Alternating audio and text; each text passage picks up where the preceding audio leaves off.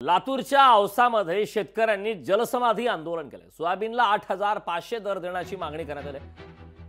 शेतकऱ्यांना तातडीने कर्जमाफी देण्याची मागणी यावेळी करण्यात आली। आंदोलन करणाऱ्यांना पोलिसांनी ताब्यात घेतलं।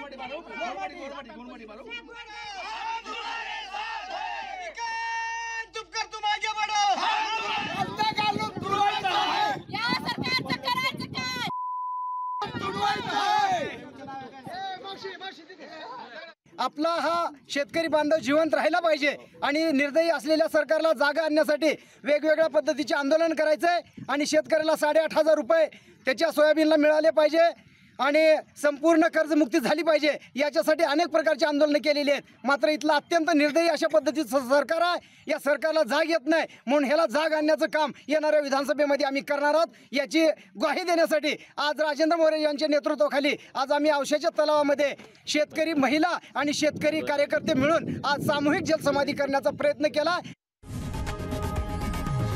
लोकशाही मराठी ऐका, पहा, जागरूक रहा।